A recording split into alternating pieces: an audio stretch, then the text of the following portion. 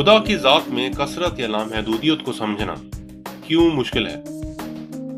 خدا کی ذات میں کثرت یا لامحدودیت کو سمجھنا کیوں ضروری ہے؟ اور خدا کی واحد ذات میں کثرت یا لامحدودیت کا نظریہ باقی تمام خداؤں کے نظریات سے کس طرح منفرد اور افضل ہے؟ یوحنا کی انجیل 17 باب کی 3 آیت۔ اور ہمیشہ کی زندگی یہ ہے کہ وہ تجھ خدائے واحد اور برحق کو اور یسوع مسیح کو جسے تو نے بھیجا ہے جانے۔ انجیل کی اس آیت سے ہمیں اندازہ ہوتا ہے کہ خدا کی ذات میں وحدانیت اور کثرت کو جاننے کے لیے ہمیشہ کی زندگی درکار ہے۔ بائبل مقدس میں تثلیث کے نظریے کی نشاندہی تو کی گئی ہے، مگر لفظ تثلیث ایک بار بھی استعمال نہیں کیا گیا، جس کی وجہ یہ ہے کہ خدا کے کلام میں تثلیث کے نظریے کو بیان کرنے کا مقصد خدا کی واحد ذات میں پائی جانے والی کثرت یا خدا کی منفرد صفت کا بیان کرنا تھا، نہ کہ صرف 3 اقنوم تک محدود کرنا۔ یعنی بائبل مقدس خدا کی ذات کو تثلیث تک محدود نہیں کرتی، مگر تثلیث کے نظریے سے خدا کی ذات میں پائے جانے والی کثرت کا اندازہ لگایا جا سکتا ہے۔ اس تصور کو ایک مثال سے سمجھتے ہیں۔ یہ ایک کیوب ہے، اور اس کیوب کو ایک وقت میں ایک اینگل سے دیکھنے پر ہمیں صرف 3 سائڈز ہی نظر آتی ہیں۔ انسانی طور پر محدود ہونے کی وجہ سے ہم اس کیوب کی پچھلی 3 سائڈز نہیں دیکھ سکتے، مگر سامنے کی 3 سائڈز دیکھ کر پچھلی 3 سائڈز کا اندازہ لگایا جا سکتا ہے۔ اسی طرح انسانی عقل کی محدود ہونے کی وجہ سے بائبل مقدس میں بیان کردہ تثلیث کے 3 اقنوم کو دیکھتے ہوئے خدا کی ذات میں لامحدودیت یا وسعت کا اندازہ لگایا جا سکتا ہے۔ یعنی دوسرے الفاظ میں خدا نے اپنی پہچان واضح کرنے کے لیے بہتر جانا کہ صرف 3 اقنوم میں ہم محدود عقل رکھنے والے انسانوں پر ظاہر ہو، جبکہ لامحدود خدا کسی بھی طرح صرف 3 اقنوم تک محدود نہیں۔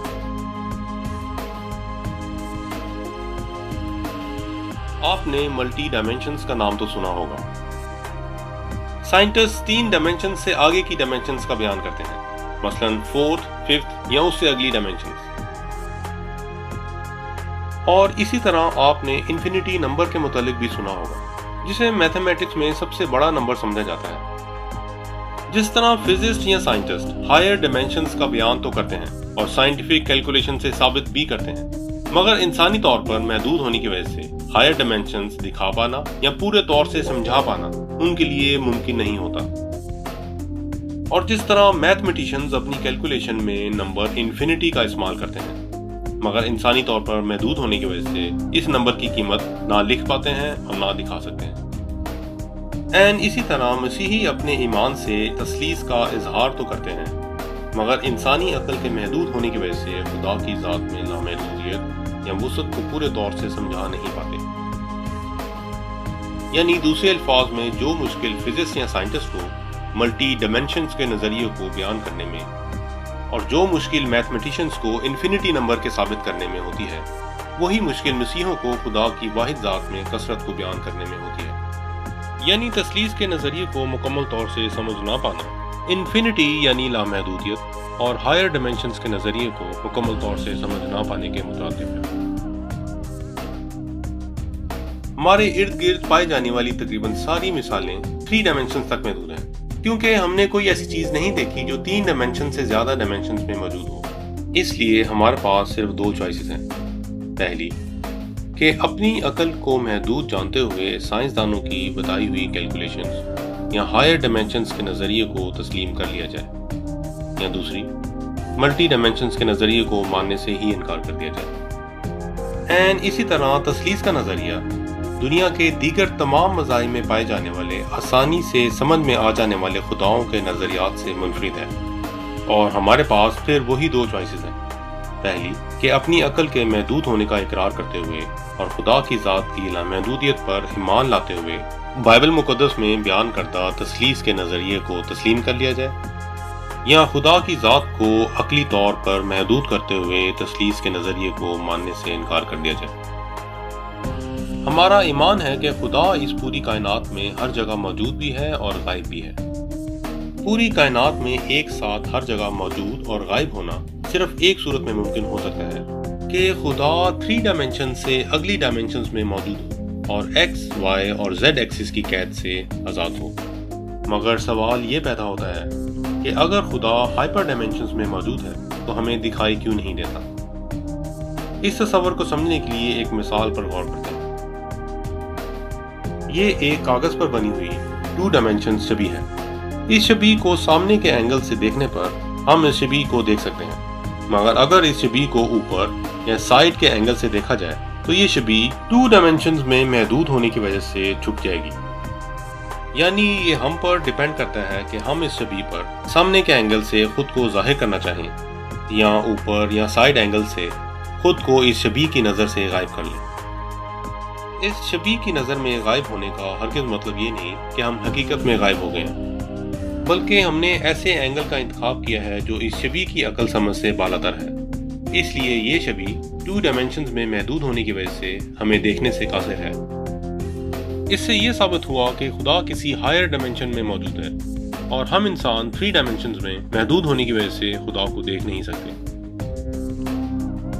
سائنسدان ہمیں بتاتے ہیں کہ جس طرح 3D آبجیکٹ سے منعکس ہونے والا سایہ ہمیں 2D شبیہ دیتا ہے، اسی طرح ہائر ڈائمینشن یعنی 4th ڈائمینشنل آبجیکٹ سے منعکس ہونے والی شبیہ 3D ہوگی۔ پیدائش کی کتاب میں بیان ہے کہ خدا نے انسان کو اپنی شبیہ پر بنایا، یعنی خدا جو ہائپر ڈائمینشن میں ایگزسٹ کرتا ہے اس سے منعکس ہونے والی شبیہ 3D یعنی ہم انسان ہیں۔ بائبل مقدس کی یہ آیت خدا کی ملٹی ڈائمینشنز میں ایگزسٹ کرنے کا ثبوت ہے۔ خدا کی ذات میں لامحدودیت یا ہائپر ڈائمینشنز کو سمجھنے کے لیے ہمیں ایک ایسی مثال کی ضرورت پڑے گی جو ہماری 3 ڈائمینشنز کی حدود سے باہر ہو۔ ایسی مثال کا عقلی طور سے سمجھ میں آنا ممکن اس لیے نہیں کہ ہم نے اپنی کائنات میں کوئی لامحدود یا ہائپر ڈائمینشنز میں پائی جانے والی چیز نہیں دیکھی، مگر ایسی مثال خدا کی ذات میں لامحدودیت کو سمجھنے میں مددگار ثابت ہو سکتی ہے۔ فرض کیجئے کہ یہ ایک پانی سے بھرا گلاس ہے۔ اس گلاس کی ایک مخصوص لمبائی، چوڑائی اور اونچائی ہے۔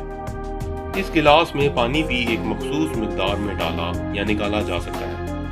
اس گلاس کی بناوٹ یا صلاحیت کو سمجھنا عقلی طور پر اس لیے آسان ہے کیونکہ یہ گلاس ایک محدود شے ہے اور ہم اپنی روزمرہ زندگی میں اسی طرح کی چیزیں دیکھنے کے عادی ہیں۔ اب ایک دوسرا گلاس تصور کیجئے جو دیکھنے میں تقریباً پہلے گلاس کی طرح ہے، مگر اس گلاس میں لامحدود پانی ہے۔ اس گلاس کے پانی کی سطح میں کبھی کمی واقع نہیں ہو سکتی، چاہے جتنا مرضی پانی نکال لیا جائے، اور نہ ہی اس گلاس کی پانی کی سطح میں زیادتی ہو سکتی ہے، چاہے دنیا جہان کے سمندر اس گلاس میں انڈیل دیے جائیں۔ اس طرح کا گلاس صرف ایک ہی صورت میں ممکن ہو سکتا ہے کہ اس گلاس کا ایک حصہ 4th، 5th یا کسی بھی ہائر ڈائمینشن میں موجود ہو، اور پانی کا وہ حصہ جو ہماری نظروں سے غائب ہے وہ سارا پانی اس ڈائمینشن میں سٹور ہو۔ آپ کو شاید یہ جان کر حیرانگی ہو کہ اگر اس لامحدود پانی سے بھرے گلاس میں 2 اور اس جیسے لامحدود پانی سے بھرے گلاس انڈیل دیے جائیں تو بھی اس گلاس کے پانی کی سطح میں زیادتی ممکن نہیں ہو سکتی، کیونکہ infinity plus infinity plus infinity infinity ہی ہوتا ہے۔ صرف بائبل مقدس میں بیان کردہ تثلیث کا نظریہ حقیقی طور پر خدا کے لامحدود ہونے کو ظاہر کرتا ہے، یا کہ باقی تمام مذاہب میں خداؤں کے نظریات حقیقی خدا کی لامحدودیت کو مکمل طور سے ظاہر کرنے سے قاصر ہیں۔ یاد رہے کہ اگر خدا لامحدود نہیں تو وہ خدا نہیں۔